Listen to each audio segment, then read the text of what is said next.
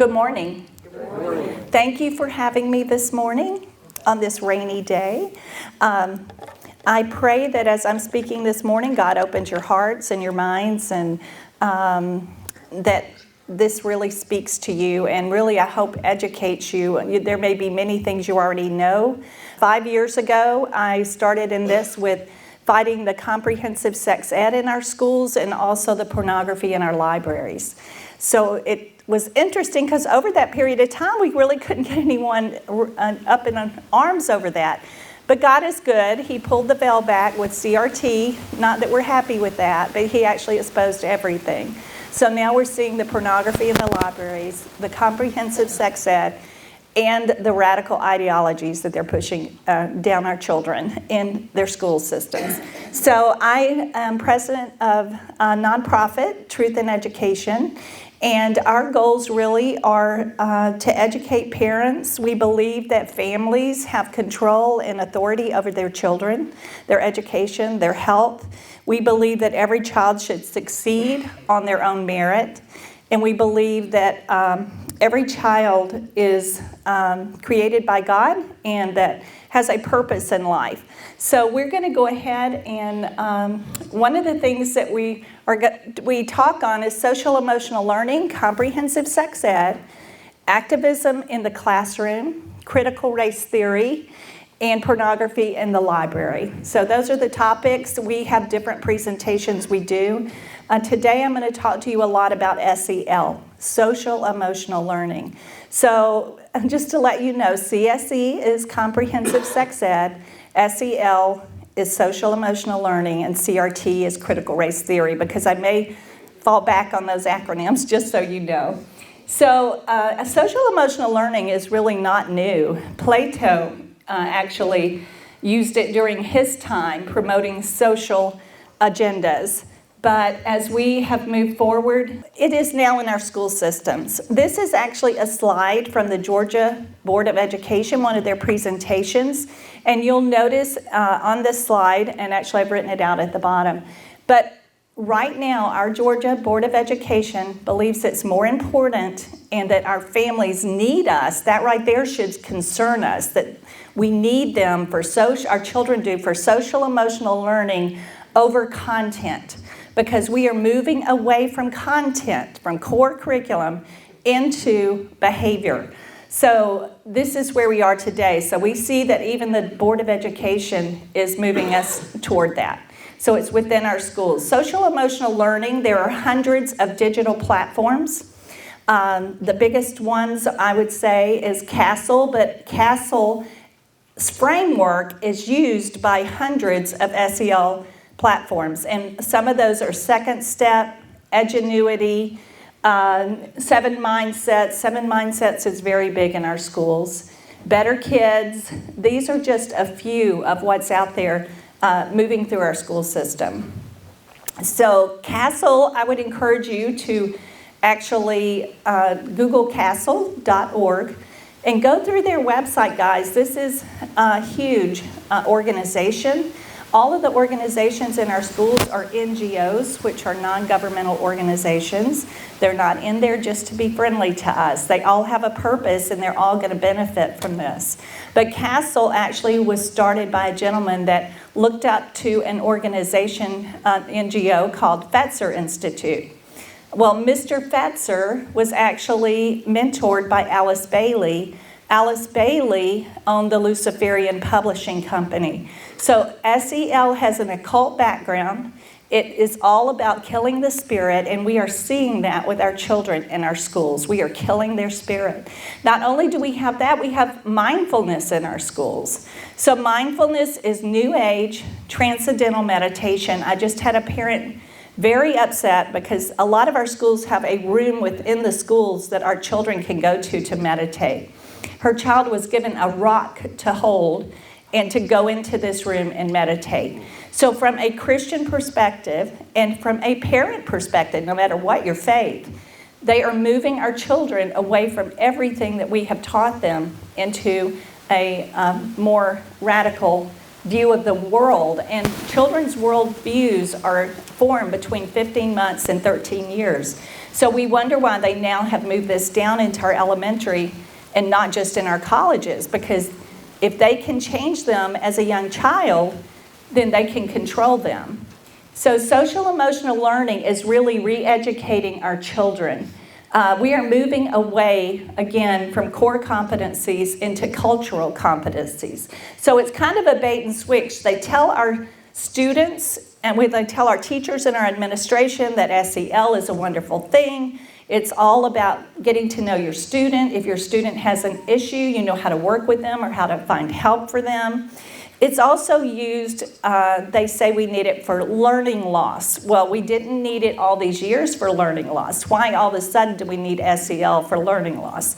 So what they're doing is, instead of teaching reading, math, science, all the things that we think our children should be doing at school, they're bringing in all these cultural competencies with SEL. So it's diversity, equity, inclusion, critical race theory, no private property. This is where the new Green Deal is being brought in, guys. Climate change, Black Lives Matter. We have over 800 pages of Black Lives Matter curriculum. We're talking about diversity again, climate change, NAMBLA, the Man-Boy Association, transgenderism, alternative lifestyles, drag queen. That is not there yet, but what we're doing is we're normalizing all this, that we're seeing it in our society, in our libraries with Drag Queen Story Hour. So we're normalizing things that are not normal, and it is shocking our children's values. So as we talk about this, again, SEL is the vehicle that they're actually using to bring in all these ideologies. Critical race theory, comprehensive sex ed, transgenderism, it is not good. But SEL is the Trojan horse. And if we do not get rid of social emotional learning, we're not going to get rid of anything else, because that is the vehicle they're using to re-educate our children. So they start in the lower grades by just talking about their feelings and helping them work through that. Then you get into the middle school and they start talking more about their identity. They go through the identity, their purpose, and then they go into activism into high school. This is all about giving our children a voice too. So many schools start out their day, their children are in circles, they're called wellness circles or social emotional circles, to talk about their feelings and see how they're going to start their day. I have a friend that has a 3-year-old, and the teacher was concerned because Declan likes to play by himself. There's nothing wrong with that. He will play with you if you're a friend and want to play, but the teacher says he's a loner. Well, what do we think of when we think of loners? We think of school shooters. So they have him in a circle talking about his feelings. So to me, that leads him to thinking, something is wrong with me. I cannot make friends. We are conditioning our children at a very young age that they have issues. There's actually going to be universal mental health screening on all our children coming. All our children don't need mental health screenings. Teachers know which students in their classrooms need help, and they can help those children and find their needs. But instead of doing that, we're going to incorporate all our children, which we really already do. So, but it's just going to grow. So I'm going to give you an example of how they incorporate. Social emotional learning is not a curriculum, neither is CRT. This is all so convoluted, which is what makes it very hard for us to get our hands around evidence. But we have to count on you guys. We have to count on parents to take pictures or to send us lessons.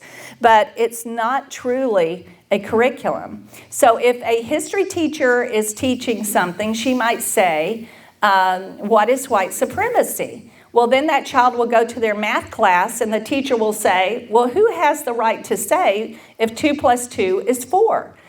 And that is blended through every one of their subjects. You really cannot opt out of it.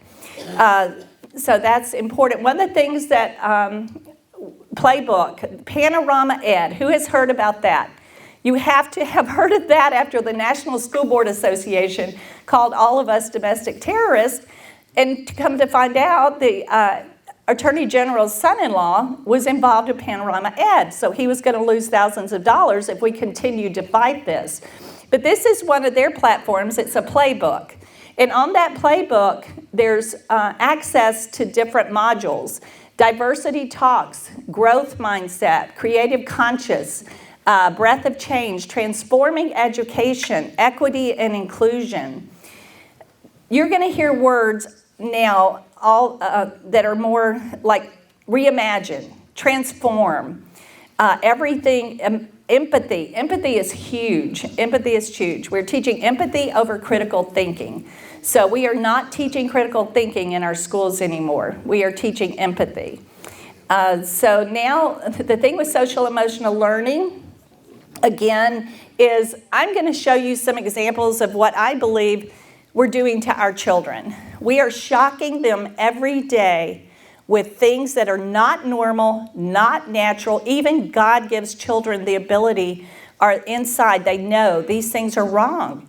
But if we shock them enough and we repeat it enough, it's going to become normal to them.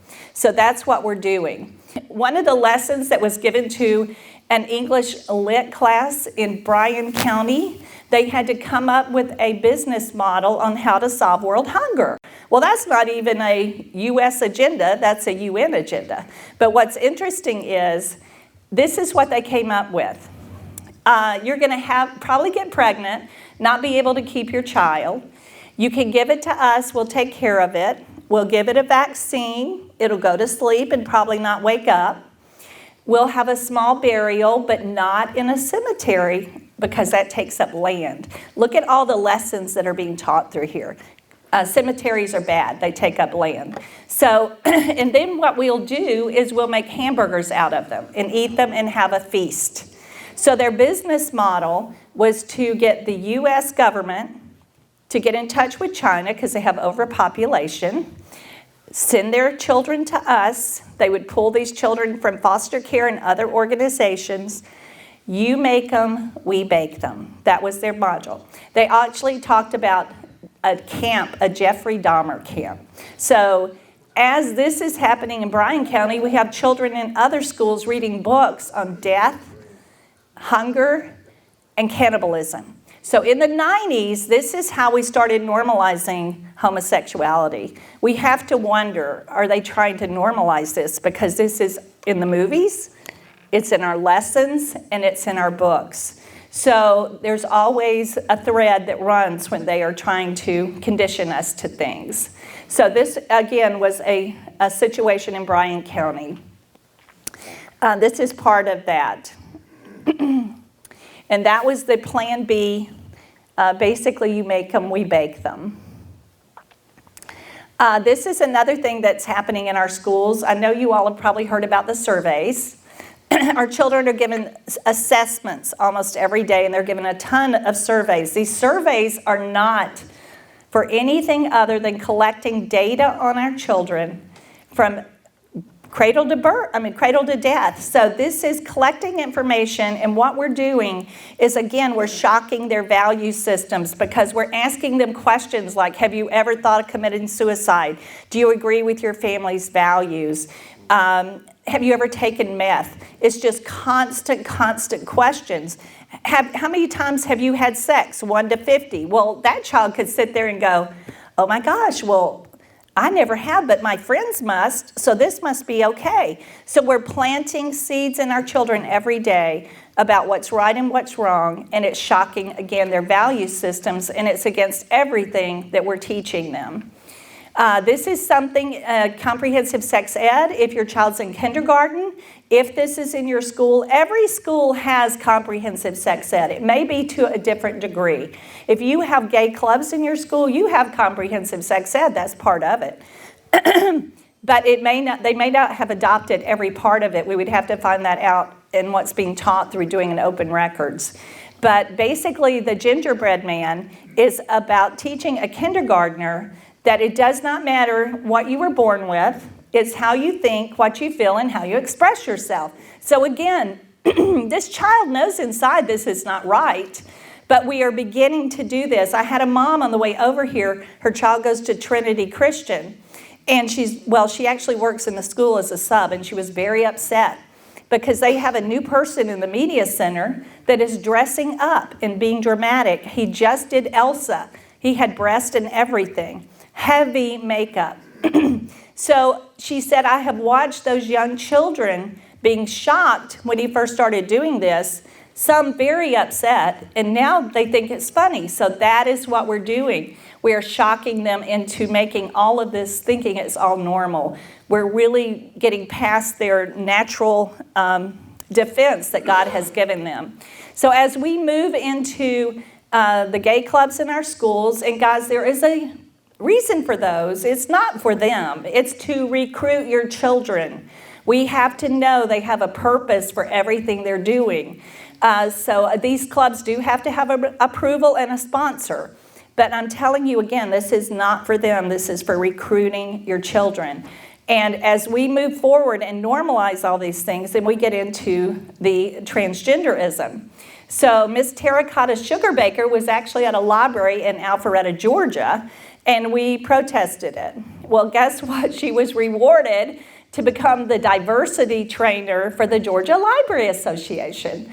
So we know where our libraries stand. The American Library Association obviously is for all of this. And just a side note, if your schools have PTAs, you should start a movement to get rid of them and bring in PTOs, parent-teacher organizations.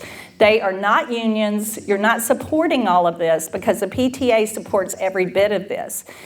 They're lobbyists, and so they're supporting all the bad things. Another thing that they're shocking them with is the transgender bathrooms. So even if there's not a policy, I know in Forsyth County, so I know it's happening other places, COVID has shut our schools down, most of them as far as parents going in. We've had parents calling us because their girls are upset that boys are going into their bathrooms and the administration won't do anything about it. So this is happening. So again, they're shocking their values with the transgender restrooms. This is not normal.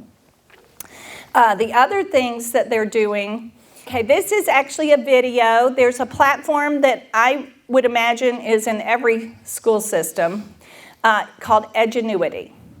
Edgenuity is an online platform. Just think of it as a locker room where you go in and you get your books and your lessons. Well, a group that I've worked with in the past, Choose Now, actually found this inside Edgenuity, and I'm going to tell you what the gentleman says. He is speaking to a group of elementary students, and he says, have you ever known a non-white to pass a bill that oppresses a white?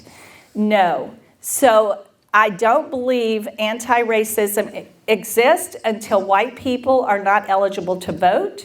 And they go through James Crow. He just goes on and on. So this is what, again, we're sharing with our elementary students, middle school students.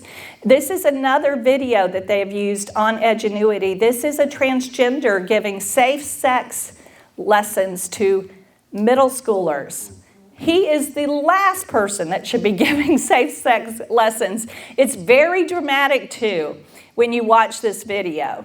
But he is telling them that condoms are 99% safe. We know that's a lie. And we know also, unfortunately, they have the highest STD rates and the highest suicide rates, and that doesn't change. So unfortunately, we have this also affecting our children where they're not only seeing this transgender with his long eyelashes and his makeup, he's listening to him telling them this is safe. He also tells them that because his dad did not understand his choice, they don't have to tell their parents.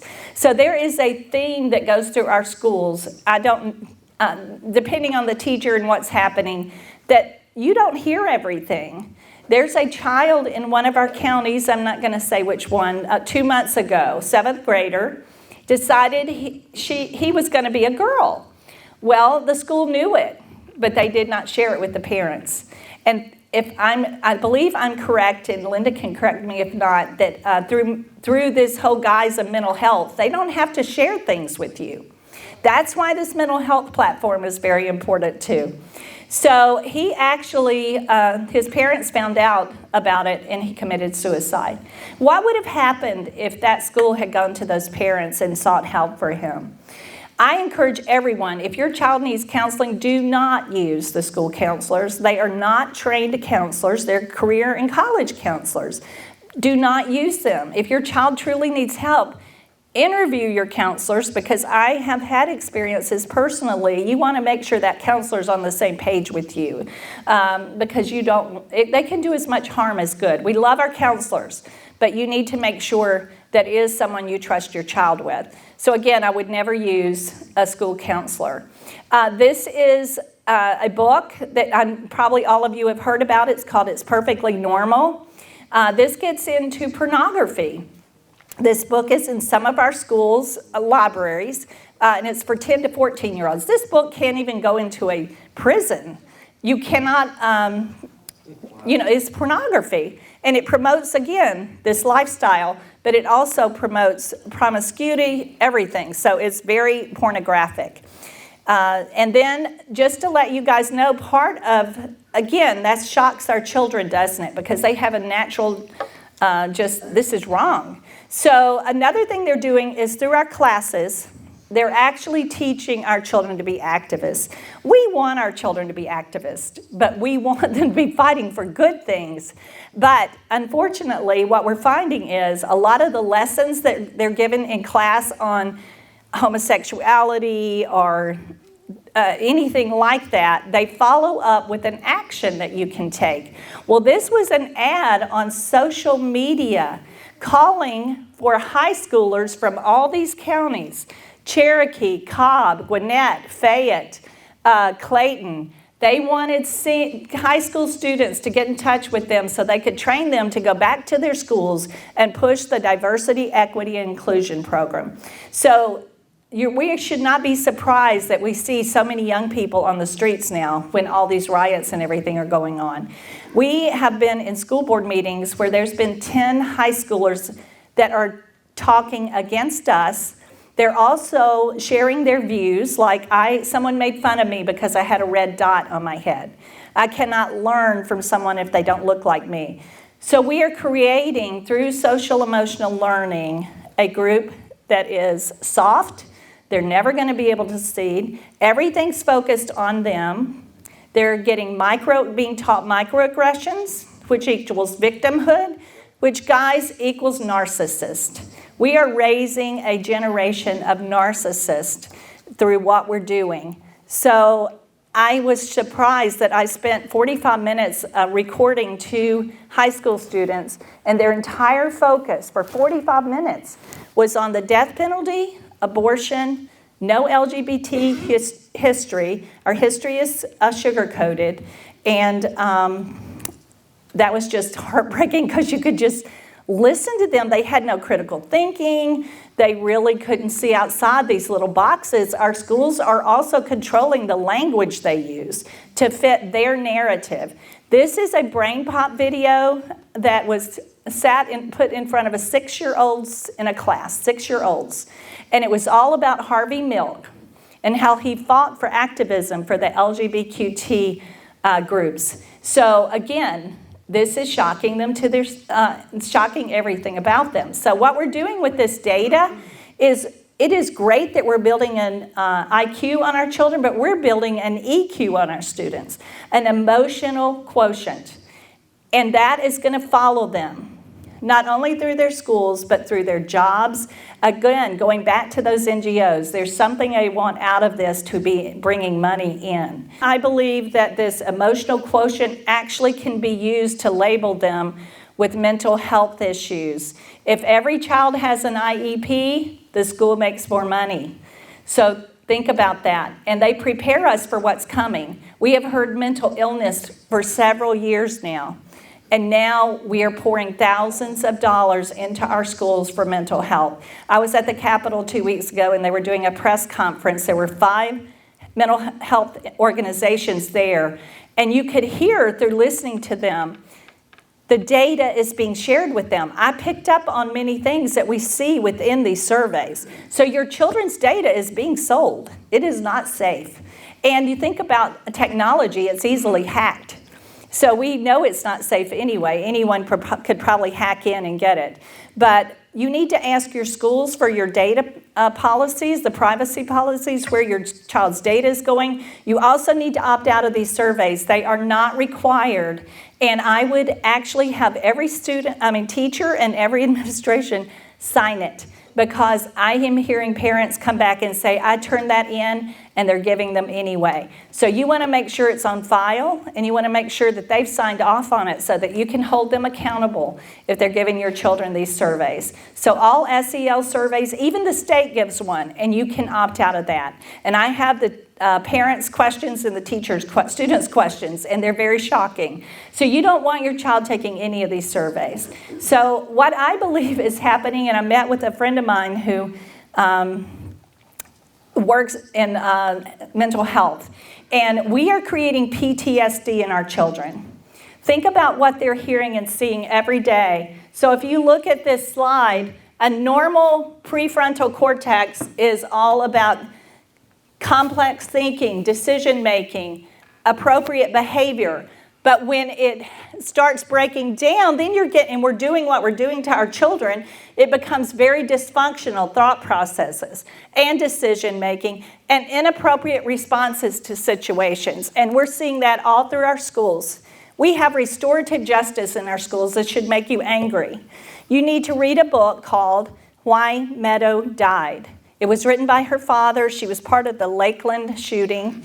This all goes back to Obama's guidelines of stopping the school-to-jail pipeline. So what's happening is, instead of calling the police in or turning them in, we are sitting them in social emotional learning circles, guys, and talking about their feelings.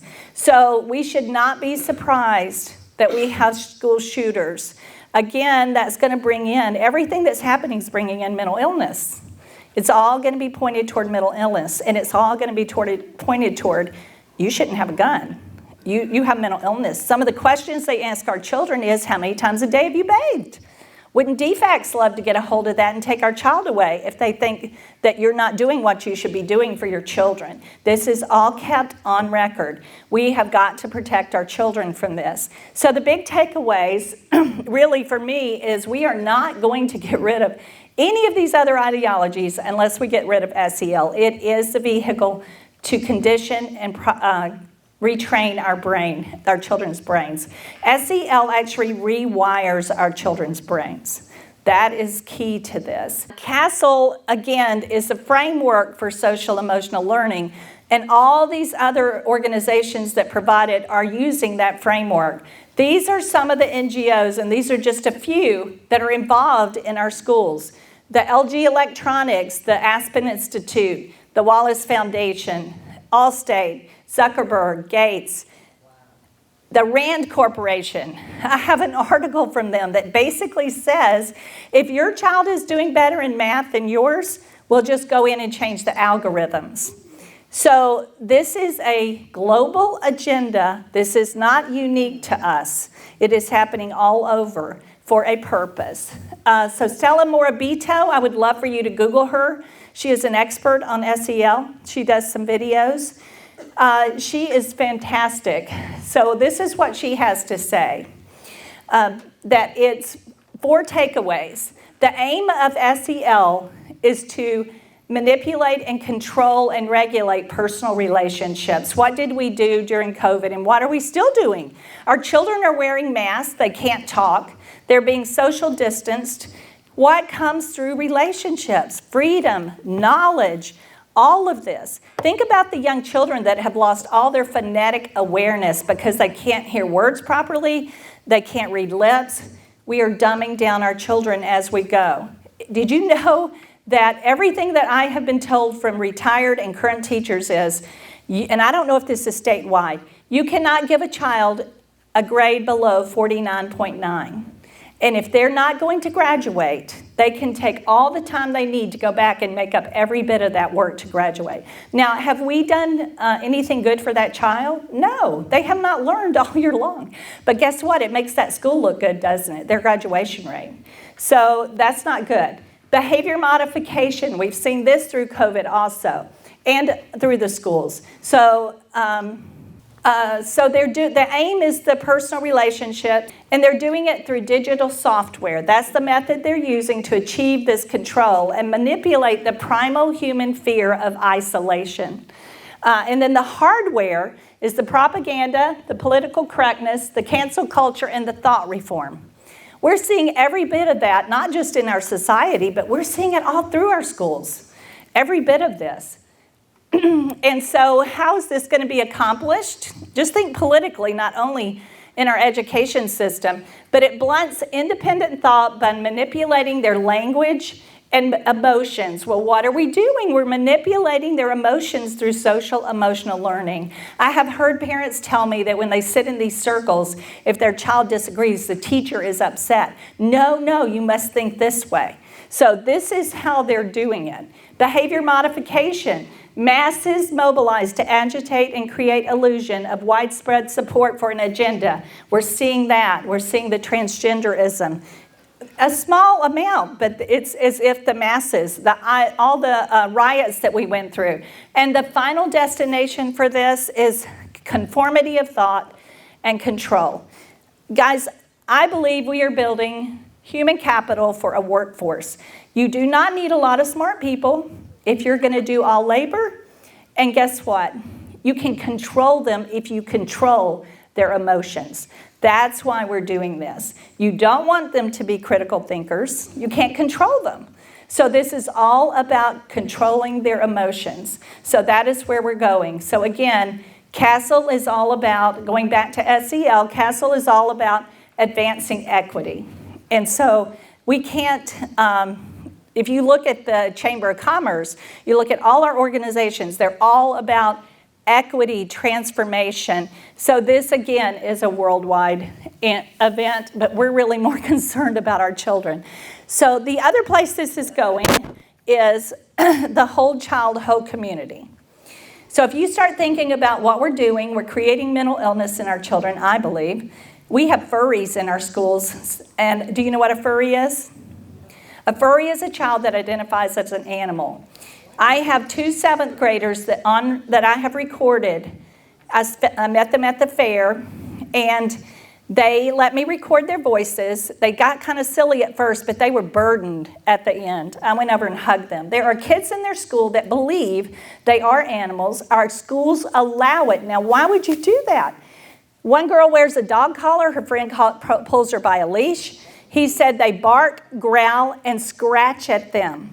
He said these kids over here, these furries, can be disrupted. They're not given any, they don't try to control them. But they can't do anything. They can't wear a hat, but this group can wear tails, ears, and dog collars. This is not unique to this one. Let me tell you where this goes. I have a friend that teaches nursing, and I don't know how much time I have. Somebody might need to give me a 5-minute warning.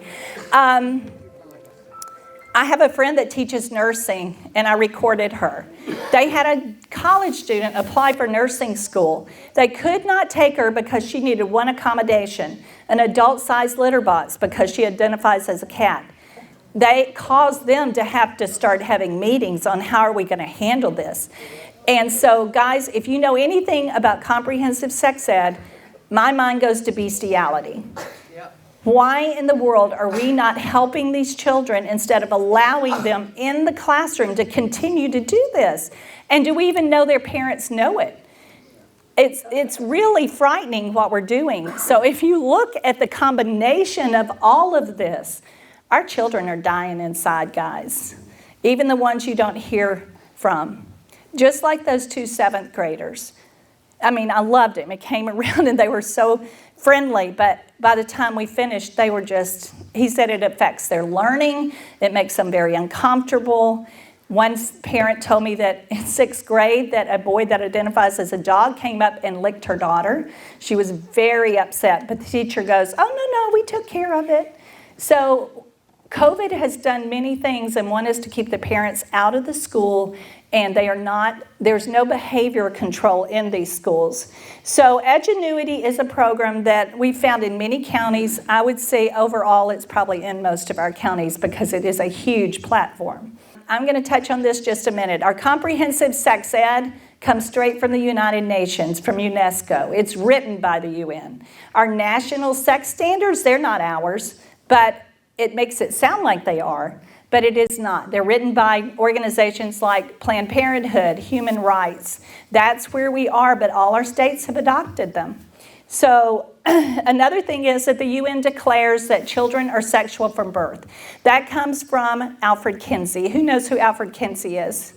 Alfred Kinsey is the person that is responsible for all of our sex laws, all of the legislation that we have, and for what's happening in our schools with comprehensive sex ed. Our legislators listened to his fake science. He was a pedophile, and everyone involved in his research were pedophiles. And I'm going to recommend a documentary to you that if you want to watch it, I would watch it during the day. It's very sad. It's called The Children of Table 34. That is all about Kinsey and how they abused infants even. So that's very, I think, important because Kinsey is the father of our sex ed. They have, this are a lot of the organizations involved in our sex ed. They're NGOs. SIECUS. SIECUS is not, they're in our schools. But guess what? Their main motive is to get rid of white supremacy and change our system. Get rid of capitalism. So a lot of these organizations involved in our schools also, it's not for the true purpose they're there, but it is because Marxism is about dehumanizing. They used all of this. They used all this transgenderism and everything. So if you look, SIECUS actually used 9 points from the Black Panthers platform. So all these groups are tied together. They all have the same agenda. We are very close, guys, to losing our country, and they're taking our children, and that is the final thing. There are 17 United Nations goals that have not been met. Number 4 is education. If they accomplish education, everything else falls into place, and this is all part of what they've written and what they're pushing, and our country is going along with it. Not our people or our parents, but our government. So comprehensive sex ed, I actually gave you guys a flyer. I'm going to grab one real quick. Comprehensive sex ed teaches our children, of course, that they can choose their gender. They teach them at 5 years old that they can pleasure themselves. They teach them that they can wear condoms. They also make statements like, I like it when you touch me there. So if you think about this, we are grooming our children for sex trafficking and for pedophilia. And California has already changed their law that you can have sex with anyone as long as there's no less than 10 years between you. So that could be a 15 and a 5-year-old. So pedophilia is that plus that I believe they're looking to fill this with. So it separates sex from marriage. It separates relationships. There's really, this is one, underneath comprehensive sex ed, there are a lot of different curriculums. So this curriculum is making a difference. This is actually teaching middle schoolers how to have sexual feelings. So it talks about oral sex, masturbation, vaginal. This just goes on. This is middle schoolers. Okay, let's look at the next one. The next one is actually a second grader. The vagina has great elasticity and can adjust to the size of a penis. This is a second grader. According to the FBI, the exact things that we're teaching in our school with comprehensive sex ed are the exact things that a pedophile uses to groom our children. There is no difference. So we are grooming our children in school for pedophilia and for sex trafficking. And this is the Pedophile Exchange Group. You can actually find this online. It was from the 60s. It's a video, and they're saying sex after 8 is too late. And they are also referring to comprehensive sex ed, that we need much more of it in our school systems. So you can find that video online. We have a huge rise in kid-on-kid sexual assaults. I was in Florence, Alabama with my husband a year ago, and that article was in the paper that the military is still struggling to handle kid-on-kid sexual assaults. So guys, we are not in a good place with our children. We are taking them to very dark areas. People say, well, they get this on their phones and they get it here and there. We're not paying tax dollars for our schools to teach them all of this. And we have, as a parent, the right to control their media if we want to, after school, whatever we do. But the government should not be grooming our children for pedophilia, for sex trafficking. They should not be dumbing them down. They should be teaching the core competencies along with critical thinking. But instead, they're taking all that away. You know what Marxism is, I'm sure, so we're going to pass through that. In fact, I want to touch on one thing before I go forward, and I'm almost through. There is something called the Whole Child, Whole Community. You can go to the Georgia Board of Education website, and it's all over it. You can go to the CDC, it's all over it. The end game is there will be clinics in our schools. They'll control all of your child's medical, vaccines, everything. What a great pipeline to Planned Parenthood, right? So we have 19 clinics we've had for a very long time in Georgia. But this is where all the mental health comes in. They're bringing all this together in order to really, it's basically we're handing our authority, we already have much of it, we don't realize how much, over to the government. But when these clinics come into our schools, and they will, because you can find it, there's a little movie on the Board of Education site, and I've actually known about this for 30 years because there's something called Agenda 21, that if you all are familiar with this is not new, but to many people it is, and it's shocking how far that we have come. So all these mental health dollars is really going to harm our children because they're going to have to find a way to keep those dollars, and it's going to be by harming our children, I believe, labeling them with things that don't exist. I have a parent that asked for her child's records because she's taking her out because of all of this. And she found out she had been labeled with ADHD, and she didn't even know it. So why would she have not known that? But she didn't. But guess what? If you have an IEP, you get more money. Do you know what a proletariat is? It's a slave. This is where we're headed, guys. I have a friend, Lily Tang Williams, that's traveling the country because she grew up under Mao, and she spoke here. There is not one thing different what we're doing and what he did, except we're using race because they know that's our weakness, and he used class. She is scared.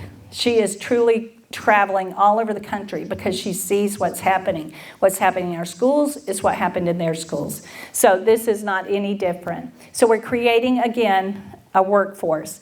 Equity is not equality. I gave you guys, I think you guys know that. Equity is about equal outcomes.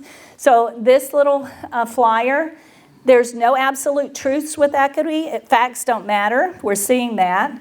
They're going to get rid of and have in some cases already class rankings. Your child cannot be higher than my child. That's not equitable.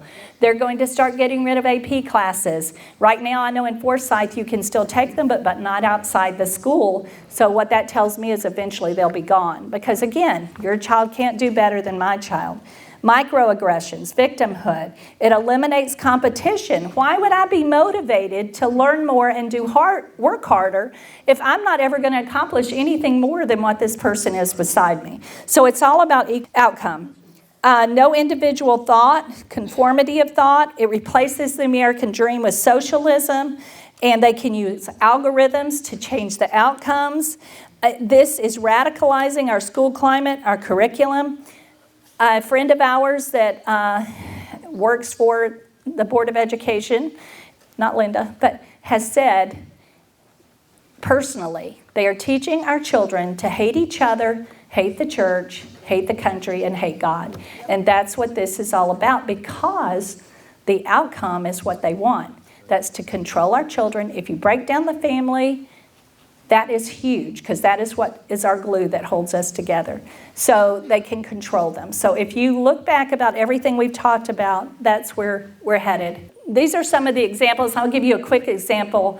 At one school, an 8th grade class had to sit in assembly for an hour and do a class on white privilege. At the end of the class, they had to sit in circles and pay $1 for whatever privilege they wanted to buy.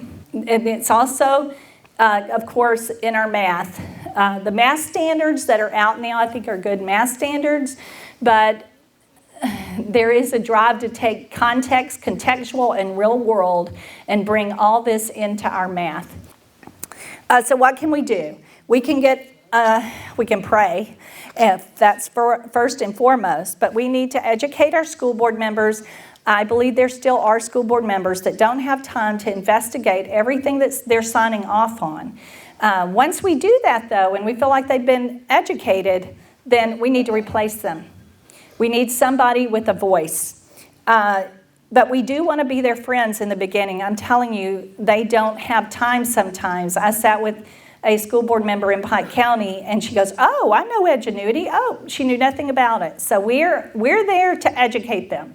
Once they know, though, we need to replace them, because if they're not going to do anything, they need to be gone. We want our local control.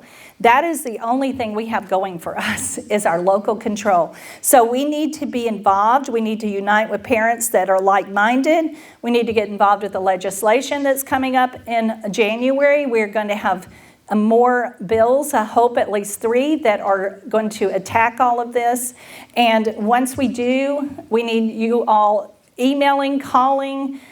We really need these bills, because whatever we even do there, if we don't have a recourse in something with teeth that we can come back at them, that's what we really need. We need to educate other people. So that is what we need to do about it. I want to encourage you that if I have a video, a documentary, I would love to come back and show if someone would host it. It's called The Mind Polluters. There's a Christian couple that are producers. They create a lot of documentaries, but God called them to do this, to not charge for it. They gave it to groups like mine to be able to host it, so if people have questions, it goes into all this. They've done a beautiful job. They traveled the country for 9 months interviewing parents, teachers, administrators, and it's unbelievable. And my director of Tom Robinson, who's director of my outreach and development, goes, "Oh my gosh," he got tears in his eyes. He said, "We don't need to do anything but get this video out, this documentary out." It is very powerful. So if anyone would like to host it, I'd love to come and show it. And I think really, we really need to stand together as parents and as a community. This is not just a parent issue. This is our country too. And so we need to come together and we need to fight. And we need to protect our children. So thank you so much for having me.